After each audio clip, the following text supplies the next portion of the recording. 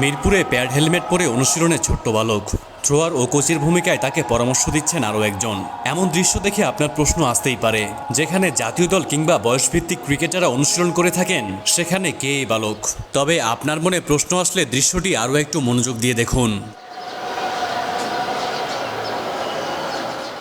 আপনি যদি বাংলাদেশ ক্রিকেটের নিয়মিত খবর রাখেন, তাহলে নিশ্চিতভাবেই কোচের ভূমিকায় থাকা মানুষটিকে আপনি চিনতে পারবেন। তিনি আর কেউ না, বাংলাদেশ জাতীয় দলের সাবেক ওপেনার শামসুর রহমান শুভ। আন্তর্জাতিক ক্রিকেটে নিজের নামে জানান দিতে পারেননি তেমনভাবে, বয়সটাও হয়ে গেছে 36। তাই তো নিজের ক্যারিয়ারের শেষ দিকে চলে আসা শুভর এখন স্বপ্নটা ছেলেকে ঘিরে। এই জন্যই ছেলেকে তালিম দিতে ছুটে এসেছেন মিরপুরে। থ্রোয়ারের ভূমিকায় বল ছোড়ার পাশাপাশি ব্যাটিং টিপসও দিয়েছেন ছেলেকে। প্রত্যেক বাবারই স্বপ্ন থাকে ছেলে তাকে ছাড়িয়ে যাক, সেটা হয়তো শামসুর রহমান শুভর ক্ষেত্রেও একই। তার জন্যই ছেলেকে ছোটবেলা থেকে ক্রিকেটের দীক্ষা দিচ্ছেন। ছেলেও বাবার দেখানো পথ অনুসরণ করে মিরপুরে করছেন কঠোর পরিশ্রম। পুত্রের দুর্দান্ত শট দেখে বাহবাও দিচ্ছেন শুভ।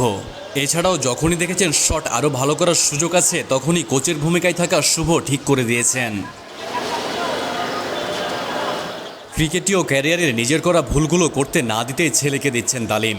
আন্তর্জাতিক ক্রিকেটে 1 বছরের মতো থিত হতে পেরেছিলেন শামসুর রহমান। 2013 সালে শ্রীলঙ্কার বিপক্ষে টি-20 দিয়ে অভিষেক হয় শুভর। এরপরে ওয়ানডে ও টেস্টে অভিষেক হলেও আন্তর্জাতিক ক্রিকেট বর্ণিল করতে পারেননি এই ডানহাতি ব্যাটার।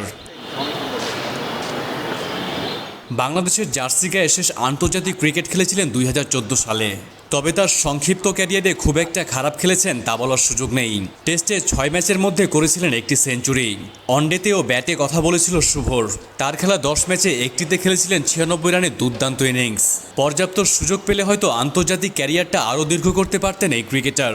তবে এখন নিজের ক্যারিয়ার ছাপিয়ে ছেলের দিকে মনোযোগী শামসুর রহমান। Shahriar Hossain, daily cricket.